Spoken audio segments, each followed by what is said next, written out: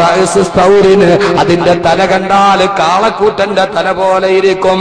വഅയ്നുഹാ ഐനു ഖിൻസീർ ദാബത്തുൽ അർദിന്റെ കണ്ണ് കണ്ടാൽ പന്നിയുടെ കണ്ണ് പോലെയാ.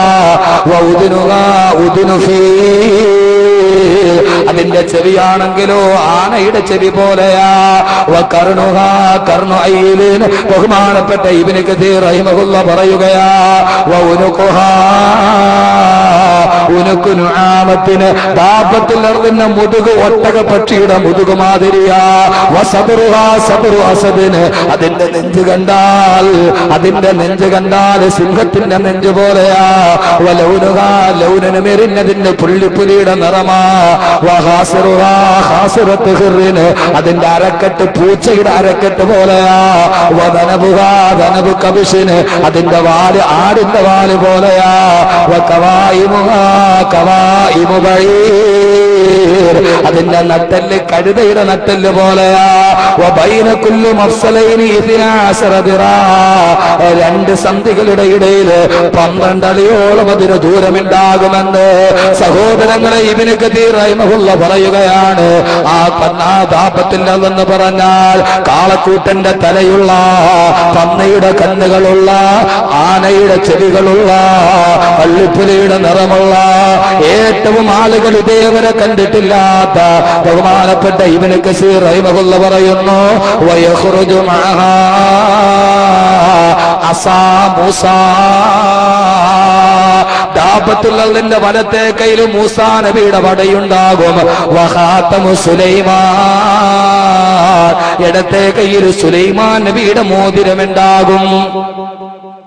ദാബത്തുൽ അർദ് എന്താ ദാബത്തുൽ അർദ്? ഇത് ഇബ്നു കസീർ റഹിമഹുല്ലാഹ് അന്നിഹായത്തു ഫിൽ ഫിത്നി വൽ മലാഗിമിൽ പറയുന്നു. ദാബത്തുൽ അർദ് എന്ന ഇങ്ങനെ ഒരു സാധനമാണ്. അതിന്റെ കയ്യിൽ വലത്തെ കയ്യിൽ മൂസാ നബിയുടെ വടി ഉണ്ടാവും. ചെങ്കടൽ പുലർത്തിയ മൂസാ നബിയുടെ വടി, ആ വടി ഉണ്ടാവും. ഇടത്തെ കയ്യിൽ സുലൈമാൻ നബി അലൈഹി സ്വലാത്തു വസ്സലാമിന്റെ മോതിരം ഉണ്ടാവും. ദാബത്തുൽ അർദ് പുറപ്പെട്ടു. അറഫയിൽ ഒരു ഭൂകമ്പം ഉണ്ടാവും. ആ ഭൂകമ്പത്തിൽ നിന്ന് പുറപ്പെട്ട ദാബത്തുൽ അർദ് ഭൂമി മുഴുവനും ചുറ്റി നടക്കും. ദാബത്ത് എന്ന് പറഞ്ഞാൽ തന്നെ അതിന്റെ അർത്ഥം മൃഗം. ദാബത്തുൽ അർദ് എന്ന് പറഞ്ഞാൽ ഭൂമിയിലെ മൃഗം. ദാബത്ത് എന്ന് പറഞ്ഞാൽ അർത്ഥം തന്നെ മൃഗം എന്നാണ്. ഖുർആൻ പറഞ്ഞത് ഒരു മൃഗമാണ്, അത് മനുഷ്യനല്ല. പല രൂപങ്ങളുള്ള ഒരു മൃഗങ്ങളുടെ പല ഭാഗങ്ങൾ കൂട്ടിച്ചേർത്ത ഒരു മൃഗം. ആ മൃഗം ഭൂമി മുഴുവനും മലഞ്ഞു തിരിഞ്ഞ് നടക്കും. സഹോദരങ്ങളെ, അവസാനിപ്പിക്കട്ടെ. കാണുന്നവരുടെ എല്ലാം മുമ്പിൽ മുഅ്മിനീങ്ങളെ കാണുമ്പോ ദാബത്തുൽ അർദ് മൂസാ നബിയുടെ വടി കൊണ്ട് മുഅ്മിനീങ്ങളുടെ മുഖത്ത് തടകും. ആ സമയത്ത് സത്യവിശ്വാസികളുടെ മുഖം മുഴുവനും വല്ലാതെ വജ്രം പോലെ പ്രകാശിക്കാൻ തുടങ്ങും. ബഹുമാനപ്പെട്ട മൂസാ നബി അലൈഹി സ്വലാത്തു വസ്സലാമിന്റെ മടി കൊണ്ട് ഈ ദാബത്തുൽ അർദ് മനുഷ്യരുടെ മുഖത്ത് തടകുമത്രേ. ആ സമയത്ത് മുഅ്മിനീങ്ങളുടെ മുഖം വല്ലാതെ പ്രകാശിക്കാൻ തുടങ്ങും. മോതിരം കൊണ്ട് തടകുമ്പോ കാഫിരീങ്ങളുടെ മുഖം മുഴുവനും കറുത്ത് കരിവാളിക്കും. ലോകം മുഴുവനും ദാബത്തുൽ അർദ് ചുറ്റി നടക്കും. അങ്ങനെ മുസ്ലിമീങ്ങൾ മുഴുവനും മുഖം പ്രകാശിച്ചവരായി, കാഫിരീങ്ങൾ മുഴുവനും മുഖം കറുത്തവരായി. ലോകത്ത് രണ്ട് വിഭാഗമല്ലാതെ പിന്നെ മറ്റാരുമില്ല. ഒന്ന് മുഖം പ്രകാശിച്ച മുഅ്മിനീങ്ങൾ, രണ്ട് മുഖം കറുത്ത കാഫിരീങ്ങൾ. ഇങ്ങനെ ലോകത്തുള്ള മുഴുവൻ ആളുകളെയും രണ്ടായിട്ട് വിഭജിച്ചു കഴിയുമ്പോ അതാ ലോകത്ത് നമ്മൾ ഒരിക്കലും കേൾക്കാൻ ആഗ്രഹിക്കാത്ത ലോകാവസാനത്തിന്റെ ഏറ്റവും അവസാനത്തെ അടയാളം വരികയാണ്. ഏതാണ് അടയാളം എന്നറിയുമോ? മുഖം പ്രകാശിച്ച മുസ്ലിമീങ്ങൾ മുഴുവനും ഈമാനിന്റെ പ്രഭയോടെ നിൽക്കുമ്പോ അതാ കഅബാലയം പൊളിക്കലായി. ലോകത്തുള്ള മുസ്ലിമീങ്ങളുടെ നെഞ്ചു തിരിച്ച് നിസ്കരിച്ച കഅബാലയം പൊളിക്കപ്പെട്ടു എന്ന വാർത്ത വരുമ്പോ എന്റെ സഹോദരങ്ങളെ, 60,000-ഓളം വരുന്ന പടയാളികൾ കഅബാലയം പൊളിക്കാൻ വേണ്ടി ഹറമിന്റെ ഉള്ളിലോട്ട് കടന്നു കയറും. അവരിൽ ഒരാൾ കഅബാലയത്തിന്റെ മുകളിൽ കയറും. ബാക്കി 60,000 പേര് മക്ക മുതൽ ജിദ്ദ വരെ നിരന്നു നിൽക്കുമത്രേ. ജിദ്ദ കടലിടുക്ക് മുതൽ മക്കയുടെ കഅബാലയത്തിന്റെ മുറ്റത്ത് വരെ 60,000 പേര് നിരന്നു നിൽക്കും. ഒരാളതാ കഅബാലയത്തിന്റെ മുകളിലോട്ട് കയറി അല്ലാഹുവിന്റെ വിശുദ്ധമായ കഅബാലയത്തിന്റെ ആദ്യത്തെ ഇഷ്ടിക ഇളക്കിയിട്ട് അടുത്ത് നിൽക്കുന്ന ആളിന്റെ കയ്യിലോട്ട് കൊടുക്കും. അയാൾ അടുത്തവന്റെ കയ്യിൽ കൊടുക്കും. അങ്ങനെ കഅബാലയത്തിന്റെ ഓരോ ഇഷ്ടികകൾ ഇളക്കി കൈമാറി ജിദ്ദ കടലിടുക്കിലേക്ക് വലിച്ചെറിയുമെന്ന് ലോകത്തിന്റെ തിരുദൂതരെ നബി മുഹമ്മദ് മുസ്തഫ റസൂൽ അവസാനിപ്പിച്ചില്ല. 14 നൂറ്റാണ്ട് മുമ്പ് മുത്തായ നബി കഅബാലയം പൊളിക്കുന്ന കഥ പറഞ്ഞപ്പോ അല്ലാഹുവിന്റെ റസൂൽ പറഞ്ഞ കഅബാലയത്തിന്റെ മുകളിൽ കയറിയിട്ട് ഇബ്രാഹിം നബി തന്റെ മകന്റെ കൈകൾ കൊണ്ടുവച്ച കഅബാലയത്തിന്റെ ഇഷ്ടിക ആദ്യമായിട്ട് ഇളക്കുന്നവൻ അവൻ പൊക്കം കുറഞ്ഞ ഒരു കുള്ളനായിരിക്കും. അവന്റെ കാലിന്റെ കുതി മുമ്പോട്ടായിരിക്കും, അവന്റെ കാലിന്റെ വിരലുകൾ പുറകോട്ടായിരിക്കും.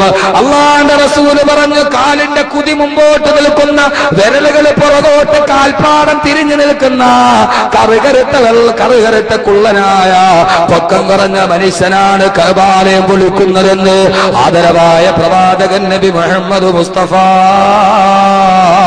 ഇബ്രാഹിം നബിയുടെ കൈകൾ കൊണ്ട് പടുതുയർത്തപ്പെട്ട എന്റെ പ്രിയപ്പെട്ട സഹോദരങ്ങളെ, കഅബാലയം പൊളിച്ചാൽ പിന്നെ ലോകത്തിന്റെ നിലനിൽപ്പില്ല. ഇവിടെ ഞാൻ വിശുദ്ധ ഖുർആന്റെ ഒരൊറ്റ ആയത്ത് നിങ്ങൾക്ക് ഓതി കേൾപ്പിക്കട്ടെയോ? അല്ലാഹു സുബ്ഹാനഹു വ തആല കഅബാലയത്തെ ഖുർആനിൽ പരിചയപ്പെടുത്തിയത് എങ്ങനെയാ? ജഅലല്ലാഹുൽ കഅബത്തൽ ബൈത്തൽ ഹറാമി ഖിയാമൻ ലിന്നാസ്. കഅബാലയത്തെ ഈ ലോകത്തിന്റെ നിലനിൽപ്പാക്കിയിരിക്കുകയാ. കഅബയില്ലെങ്കിൽ പിന്നെ ലോകമെന്തിന്? സഹോദരങ്ങളെ, ഈ വലിയ പ്രപഞ്ചത്തിന്റെ നിലനിൽപ്പ് കറുത്ത തുണി കൊണ്ട് മൂടിക്കെട്ടിയ ആ സമചതുരമാണെങ്കിൽ അല്ലാഹു പറഞ്ഞ് കഅബാലയം പൊളിക്കപ്പെട്ട് കഴിഞ്ഞാൽ പിന്നെ ലോകത്താർക്കും നിസ്കാരമില്ല, നോമ്പില്ല, സൽക്രമമില്ല. കഅബയില്ലാതെ നിസ്കാരം എവിടെ? കഅബയില്ലാതെ നിസ്കാരം എവിടെ? ഒരു മനുഷ്യർക്കും പിന്നീട് നിസ്കാരമില്ല. കഅബയില്ലെങ്കിൽ പിന്നെ എവിടേക്ക് തിരിയാ? സഹോദരങ്ങളെ, ആ കറുത്ത തുണിയിട്ട് മൂടിയ ഞാൻ പലപ്പോഴും ഓർക്കാറുണ്ട്, മക്ക എന്ന് പറഞ്ഞാൽ ഒരു കറുപ്പിന്റെ സമ്മേളനമാണ്. കറുത്ത കില്ല, കറുത്ത കല്ല്, കറുത്ത പെണ്ണ്, ഈ 3 കറുപ്പിന്റെ സമ്മേളനമാണത്. ഒന്ന് കറുത്ത കില്ല തുണിയുടെ കഅബാലയം മൂടിയിട്ട കറുത്ത തുണി, അതിന്റെ തൊട്ടുഭാഗത്തൊരു കറുത്ത കല്ല് ഹജറുൽ അസ്വദ്, പിന്നീട് ഒരു സഫയും മറുവയും. ആ സഫയും മറുവയുമാണെങ്കിലോ കറുകറുത്ത ഹാജറയുടെ പ്രതീകം. കറുകറുത്ത ഹാജറ എന്ന പെണ്ണോടി നടന്ന സഫാ മറുവ, കറുകറുത്ത കല്ല് വെച്ച ഹജറുൽ അസ്വദ്, കറുകറുത്ത തുണി കൊണ്ട് മൂടിക്കെട്ടിയ കഅബാലയം ഒരു കറുപ്പിന്റെ സമ്മേളനമാണത്. ഒരാൾക്ക് കറുപ്പ് കണ്ടു കഴിഞ്ഞാൽ പിന്നെ രണ്ടാമത് നോക്കാനിട്ടമില്ല. വെളുപ്പ് കണ്ടാലാണ് വീണ്ടും വീണ്ടും നോക്കാനിട്ടം. കറുത്തത് കണ്ടാൽ പിന്നെ നോക്കാൻ തോന്നുമോ? പക്ഷേ സഹോദരങ്ങളെ, വിദാഇന്റെ തവാഫ് ചെയ്യുമ്പോ മക്കയിൽ നിന്ന് മദീനയിലോട്ട് പോകാൻ പോകുമ്പോ തിരിഞ്ഞു തിരിഞ്ഞു നോക്കിപ്പോയി കറുത്ത പെണ്ണെ, കറുത്ത പെണ്ണോടി നടന്നിയ സഫാ മറുവ, കറുത്ത കല്ല് കിടന്ന ഹജറുൽ അസ്വദ്, കറുത്ത തുണി കൊണ്ട് മൂടിയിട്ട കഅബ. ആ കഅബയിലേക്ക് കൊച്ചുകുട്ടിയെ പോലെ തിരിഞ്ഞു നോക്കി. ഉമ്മയുടെ മാറിടത്തിൽ നിന്ന് വിട്ടുപോകുന്ന കൊച്ചുകുഞ്ഞിനെ പോലെ മക്കയോട് സലാം പറയുമ്പോ മദീനയിലോട്ട് നടന്നു പോകുമ്പോ കറുത്ത കഅബേ നീ ഇങ്ങനെ ആകർഷിക്കുന്നുവോ? ആ കറുത്ത തുണിയിട്ട് മൂടിയ കഅബാലയം നശിപ്പിക്കപ്പെട്ടാൽ ലോകത്തിന് നിലനിൽപ്പില്ല, ആളുകൾക്ക് നിസ്കാരമില്ല. ഇങ്ങനെ നിസ്കാരമില്ലാതെ 3-4 ദിവസം കഴിഞ്ഞു പോകും. അങ്ങനെ ഒരു വ്യാഴാഴ്ച ദിവസമെത്തി. വ്യാഴാഴ്ച ദിവസം രാത്രി എല്ലാവരും കിടന്നുറങ്ങുകയാണ്. ഒരു വ്യാഴാഴ്ച രാത്രി എല്ലാവരും കിടന്നുറങ്ങുന്നു. വെള്ളിയാഴ്ച രാവിലെ ലോക ജനസമൂഹം മുഴുവനും ഉറക്കത്തിൽ ഒരു ശബ്ദം കേൾക്കുകയാണ്. എവിടെ നിന്നതോ ഒരു സൈറന്റെ മുഴക്കം പോലെ, എവിടെ നിന്നോ ഒരു ഇടിമുഴക്കം പോലെ. ഒരു വെള്ളിയാഴ്ച പ്രഭാതമായി ഉറങ്ങിക്കിടക്കുന്നവർ കേൾക്കുന്നത് അകലെ നിന്നെവിടെയോ കാതിലേക്ക് അടിച്ചടിച്ചു വരുന്ന ഒരു മണിനാദം. എന്താണെന്ന് നോക്കാൻ വേണ്ടി ആളുകൾ തല ഉയർത്തുമ്പോ ആ ശബ്ദമേതെന്നറിയുമോ? ആ ശബ്ദമേതെന്നറിയോ?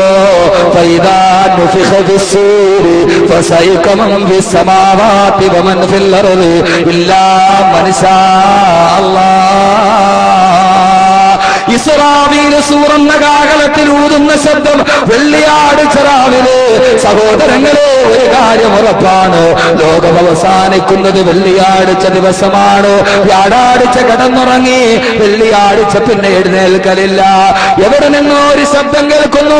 ആളുകൾ അത്ഭുതത്തോടെ നോക്കുമ്പോ ഇസ്രാഫീൽ സൂറന്ന കാഹളത്തിൽ ഊതുമ്പോ ഇതാ കേൾക്കുന്നത് എന്തെന്നറിയുമോ? ഇദശംസു കുവ്വിറത് വൈദൻ നുജൂമൻ കദറത് വൈദൽ ജിബാലു സുയ്യിറത് വൈദൽ ഇശാറു തിലത് വൈദൽ മുഹൂശു ഹുശിറത് വൈദൽ നുഫൂസു സുഇദത് വൈദൽ മൗഊദതു സുഇലത്. ആകാശം പൊട്ടിപ്പിളരുന്നു, നക്ഷത്രങ്ങൾ ഉതിർന്ന് താഴോട്ട് വീഴുന്നു. ഭൂമി കിടുകിടാ വിറക്കുന്നു.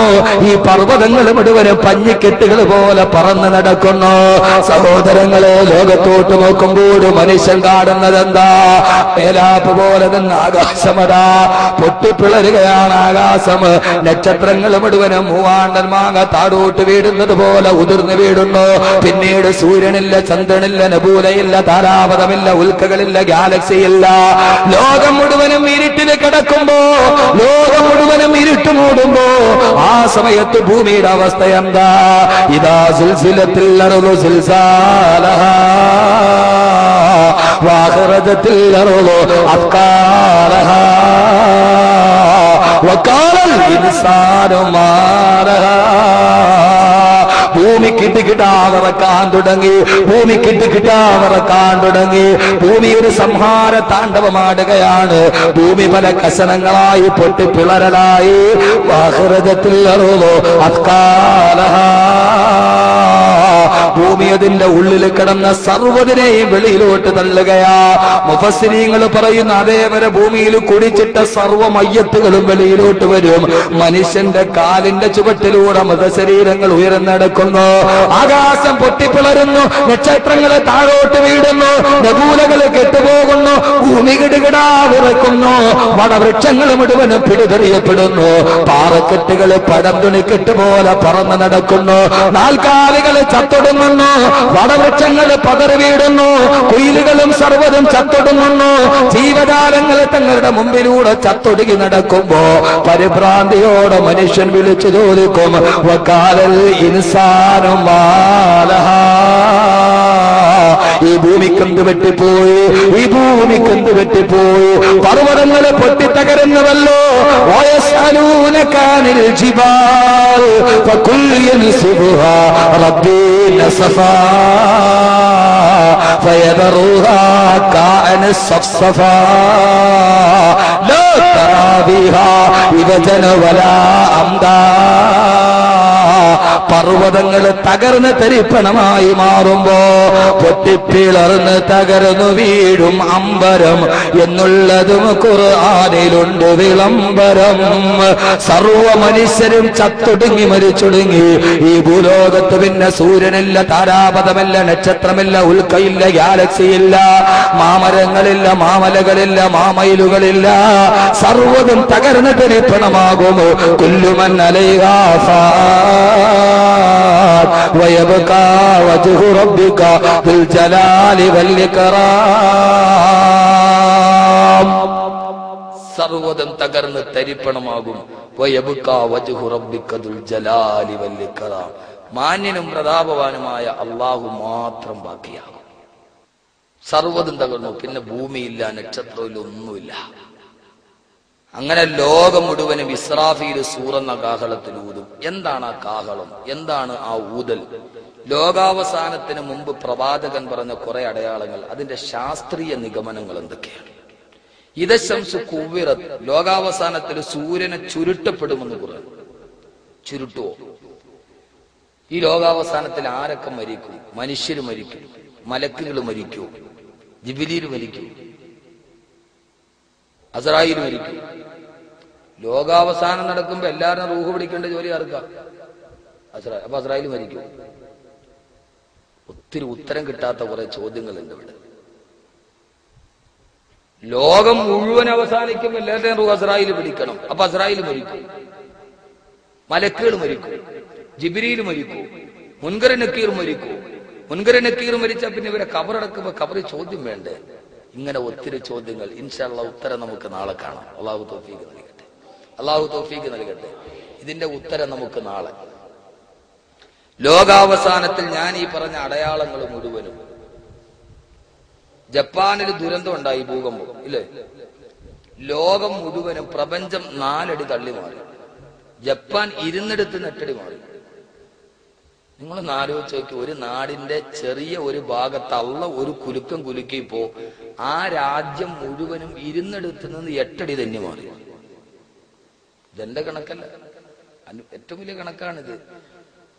ഭൂമി തെന്നി മാറും.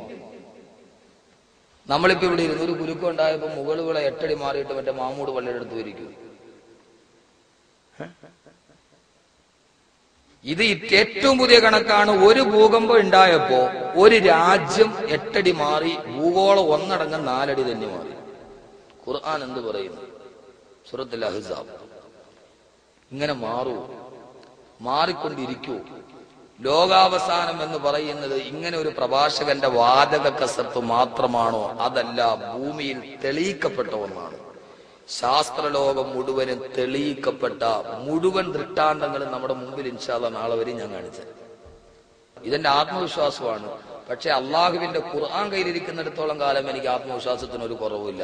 കാരണം എന്നെ സംബന്ധിച്ചോളം ഞാൻ SSLC ആണ്. ഇൻഷാ അല്ലാഹ് നാളെ നമുക്കിതൊക്കെ പറഞ്ഞ് പരലോകത്തിന്റെ കുറെ അവസ്ഥയും കൂടെ പറഞ്ഞ് ഇൻഷാ അല്ലാഹ് നമുക്ക് നാളെ റാഹത്തായിട്ട് പിരിയാം. എന്നാലേ കിയാമത്ത് നാൾ അവസാനം. ഇപ്പൊ ഞാൻ കിയാമത്ത് നാൾ നടക്കുന്ന കാര്യം മാത്രമാണ് പറഞ്ഞത്. മഹ്ദി വരിക, യജൂജ് മൗജൂജ് വരിക, ഹദീസിലെ നിബിധങ്ങൾ പറഞ്ഞത് മാത്രമാണ്. ആ പറഞ്ഞതിനെ നമ്മുടെ കാലഘട്ടവുമായിട്ട് ഇനി ബന്ധിപ്പിക്കണം. എന്നിട്ട് ലോകത്തുള്ള മുഴുവൻ ആളുകളും തലകുലിക്ക് സമ്മതിക്കും 14 നൂറ്റാണ്ട് മുമ്പ് ആമിനയുടെ മുത്തുമോൻ ഓതിപ്പറഞ്ഞത് തന്നെയാണ് സത്യം. ഖുർആനിലെ ചിതറിക്കിടക്കുന്ന 100 കണക്കിന് ആയത്തുകൾ ലോകാവസാനത്തിന് മുമ്പ് അള്ളാഹുവിന്റെ റസൂൽ പറഞ്ഞ അടയാളങ്ങൾ മുഴുവനെ ശരിവെക്കുന്നു. ഇൻഷാ അല്ലാഹ് ഇതിന്റെ പൂർത്തീകരണം നാളെ അള്ളാഹു തൗഫീഖ് നൽകി അനുഗ്രഹിക്കുമാറാകട്ടെ. ഇതിപ്പോ ഞാൻ എന്റെ അറിവിന്റെ പരിമിതിയുടെ ഉള്ളിൽ നിന്ന് ഇത്രയും പറഞ്ഞപ്പോ നിങ്ങൾ ഇത്രയും തലകുനിക്കുന്നെങ്കിൽ ഇതിനെക്കുറിച്ച് അഗാധമായി പഠിച്ച ആളുകൾ, എത്രയോ ആളുകൾ, അവരുടെ മുഖതാവിൽ നിന്ന് ഇത് കേൾക്കാൻ കഴിഞ്ഞാലോ? ഇതൊരു ചെറിയ വിഷയമൊന്നുമല്ല. ഇനി നമ്മൾ അഭിമുഖീകരിക്കാൻ പറ്റുന്ന ലോകത്തിന്റെ മുന്നിൽ ആർജവത്തോടെ എന്റെ പ്രിയപ്പെട്ട ചെറുപ്പക്കാരെ, സഹോദരങ്ങളെ പറഞ്ഞു കൊടുക്കണം. ലോകാവസാനം എന്നൊരു ചർച്ച വന്നാൽ നിങ്ങൾ കാണാറില്ലേ? പോകുന്ന വഴിക്കൊക്കെ പോസ്റ്റർ കാണാം, ഇതാ യേശു വരുന്നു. ലോകാവസാനത്തിന് മുന്നോടിയായിട്ടാണ് യേശു വരുന്നത്. ഈസാ നബി വരുന്നു എന്ന് ചുമരെഴുതുന്നത് യേശു വരുന്നു. ഇതാ സ്വർഗരാജ്യം സമാഗതമായി, യേശുവെ കടന്നു വരിക. ഇതാ സ്വർഗരാജ്യം കടന്നു വരാറായി, സുവിശേഷത്തിൽ വിശ്വസിക്കുക. യേശു വരാറായി എന്ന് പറഞ്ഞ് ലോകത്ത് മുഴുവനും ക്രൈസ്തവ സഹോദരങ്ങൾ അതുമായി ബന്ധപ്പെട്ട പ്രചരണങ്ങൾ നടത്തുകയാണ്. ഇവിടെ ഈസാ നബി എവിടെ ഇറങ്ങുമെന്നും എങ്ങനെ ഇറങ്ങുമെന്നും ലോകം എങ്ങനെ അവസാനിക്കുമെന്നും ലോകത്തോട് ഒരു കണിശതയുടെ പോലും ഒരൽപ്പം സംശയം പോലും നിവർത്തി വെക്കാതെ ബാക്കി വെക്കാതെ പറഞ്ഞ അള്ളാഹുവിന്റെ വിശുദ്ധമായ ഖുർആനാണ്. വിശുദ്ധമായ ഖുർആനിൽ ഒരു ആയത്തുണ്ട്. അള്ളാഹു പറഞ്ഞു, യൗമ നത്വി സമാഅക തയ്യി സിജില്ലിൽ കുതുബ്. നാളെ ഇൻഷാ അല്ലാഹ് ഞാൻ പറയാം. അള്ളാഹ് പറഞ്ഞു, ഈ പുസ്തകം മടക്കി വെച്ചിരിക്കുന്ന പോലെ ആകാശത്തെ മടക്കി ഞാൻ പിടിക്കുമെന്ന് വിശുദ്ധ ഖുർആൻ. കോളേജിൽ പോകുന്ന കുട്ടികളെ പുസ്തകം മടക്കി പിടിക്കൂലേ കയ്യിൽ? ഒരു പുസ്തകം നമ്മുടെ കയ്യിൽ കിട്ടി, അത് മടക്കി നമ്മൾ കയ്യിൽ പിടിച്ച അള്ളാഹ് പറയാ, യൗമ നത്വി സമാഅ, ഈ ആകാശത്തെ ഞാൻ ചുരുട്ടിക്കെട്ടും, കതയ്യി സിജില്ലിൽ കുതുബ്, പുസ്തകം ചുരുട്ടി പിടിച്ചിരിക്കുന്നത് പോലെ. എങ്ങനെയാണ് ആകാശത്തെ ചുരുട്ടുക? ഈ ആകാശത്തെ ചുരുട്ടാൻ പറ്റുമോ? പള്ളിയിലെ പായ മോദിയും ചുരുട്ടണമായിരിക്കും. നാളെ വരെ ശാസ്ത്രവുമായി ബന്ധപ്പെട്ടൊക്കെ സംസാരിക്കാം. ബാക്കി ഞാൻ ഈ പറഞ്ഞ പോലെ മലക്കുകൾ എങ്ങനെയാണ് ലോകാവസാനത്തിൽ. ശരി, അല്ലാഹു തൗഫീഖ് നൽകട്ടെ. അൽഹംദുലില്ലാഹി റബ്ബിൽ ആലമീൻ. അല്ലാഹുമ്മ സ്വല്ലി അലാ സയ്യിദിനാ മുഹമ്മദ് വഅലാ ആലി സയ്യിദിനാ വമൗലാനാ മുഹമ്മദ്. ربنا ظلمنا أنفسنا وإن لم تغفر لنا وترحمنا لنكونن من الخاسرين. اللهم ربنا آتنا من لدنك رحمة وهيئ لنا من أمرنا رشدا. അർഹമർറഹീമായ അല്ലാഹുവേ, പരമദയാലുവായ തമ്പുരാനെ, ഞങ്ങളുടെ പാപങ്ങളെല്ലാം നീ പുറത്തു മാപ്പാക്കണേ തമ്പുരാനെ. ഭാവി ജീവിതം പാപരഹിതമാക്കണേ അല്ലാ. പൈശാചിക ദുർബോധനത്തിൽ നിന്ന് ഞങ്ങളെല്ലാവരെയും നീ കാത്തുരക്ഷിക്കണേ തമ്പുരാനെ. അല്ലാഹുവേ, മരണപ്പെട്ടു പോര കബറിടം വിശാലമാക്കണേ അല്ലാ. പടച്ചവനെ, രോഗബാധിതരായി കഴിയുന്നവരുടെ രോഗങ്ങൾ നീ ശിഫയാക്കണേ തമ്പുരാനെ. അല്ലാഹുവേ, ഞങ്ങളെല്ലാവരെയും മരിക്കുന്നത് വരെ മാരകമായ രോഗത്തിൽ നിന്ന് കാക്കണേ അല്ലാ. ഞങ്ങളുടെ മാതാപിതാക്കൾക്ക് നീ പുറത്തു കൊടുക്കണേ തമ്പുരാനെ. ഞങ്ങളുടെ ഭാര്യമാരെ നീ സാലിഹാത്തുകളാക്കണേ അല്ലാ. ഞങ്ങളുടെ കുഞ്ഞുങ്ങളെ നീ സാലിഹീങ്ങളാക്കണേ തമ്പുരാനെ. അല്ലാഹുവേ, ഞങ്ങളുടെ സഹോദരങ്ങൾ വിദേശത്ത് ജോലി ചെയ്യുന്നുണ്ട്. വിദേശ രാഷ്ട്രങ്ങളിൽ പലയിടത്തും കലാപ കലുഷിത സാഹചര്യങ്ങളാണ്. അല്ലാഹുവേ, ഞങ്ങളുടെ സഹോദരങ്ങളെ നീ കാത്തോളണേ അല്ലാ. നീ കാത്തോളണേ തമ്പുരാനെ. അവരുടെ കുടുംബത്തിലും നീ ബറക്കത്ത് നൽകണേ തമ്പുരാനെ. അപകട മരണങ്ങളിൽ നിന്ന് ഞങ്ങളെ കാക്കണേ അല്ലാ. പടച്ചവനെ, നിന്റെ വിശുദ്ധമായ ഖുർആന്റെ കലാമ് കേൾക്കാൻ അങ്ങ് അകലെ നിന്ന് വരെ വരെ ഓടിയെത്തിയ സഹോദരങ്ങൾ, മണിക്കൂറുകളോളം ഈ സദസ്സിൽ ഒരു അലോസരമില്ലാതെ ഒരു തളർച്ചയില്ലാതെ റബ്ബേ കൗതുകത്തോടെ ആഗ്രഹത്തോടെ കേട്ടിരുന്ന ഈ പാവങ്ങൾ അല്ലാഹുവേ നീ അവരെ കാണുന്നില്ല തമ്പുരാനെ. രാവിലെ മുതൽ അധ്വാനിച്ചിട്ട് കിടന്നുറങ്ങേണ്ട സമയം അല്ലാഹുവേ അകലെ നിന്ന് പോലും ഇവിടെ എത്തിയവരുണ്ട്, താല്പര്യത്തോടെ വന്നിരുന്നവരുണ്ട്. അല്ലാഹുവേ അവര് നിന്റെ മുമ്പിലേക്ക് കൈകൾ ഉയർത്തുകയാണ്. പടച്ചവനെ അവരുടെ മനസ്സിന്റെ നിത്യജീവിതത്തിന്റെ നിതാന്ത വേദനകൾ മനസ്സിൽ പേറുന്ന ഈ പാവങ്ങളുടെ ദുഃഖങ്ങൾ നീ അറിയുന്നുണ്ടല്ലോ റബ്ബേ. പടച്ചവനെ നെഞ്ചിന്റെ നീറ്റല് നിനക്കറിയാം തമ്പുരാനെ. ആരോടും പറയാതെ ഹൃദയത്തിന്റെ ചെപ്പിനുള്ളിൽ സൂക്ഷിക്കുന്ന രഹസ്യ ദുഃഖങ്ങൾ പോലും അറിയുന്നവനെ തമ്പുരാനെ. അല്ലാഹുവേ നിന്റെ മുമ്പിൽ പ്രാർത്ഥനയോടെ നിൽക്കുന്ന ഈ ഭിക്ഷുക്കളെ നീ കാണുന്നില്ലേ അല്ലാ? ഞങ്ങളുടെ പ്രയാസങ്ങൾ നീ കാണുന്നില്ല തമ്പുരാനെ. ഞങ്ങളുടെ ദുഃഖങ്ങൾക്കൊരറുതിയില്ലേ തമ്പുരാനെ. അല്ലാഹുവേ കരഞ്ഞ് കരഞ്ഞ് കരഞ്ഞ് കണ്ണുനീര് വറ്റുന്നു തമ്പുരാനെ. എല്ലാ പ്രയാസങ്ങളും മാറ്റി ജീവിതത്തിൽ സന്തോഷം നൽകണേ അല്ലാ. പടച്ചവനെ സന്തോഷം നൽകണേ തമ്പുരാനെ. ഈ കൂട്ടത്തിൽ വൃദ്ധന്മാരുണ്ട്, ആരോഗ്യത്തോടു കൂടിയുള്ള ദീർഘായുസ് നൽകണേ അല്ലാ.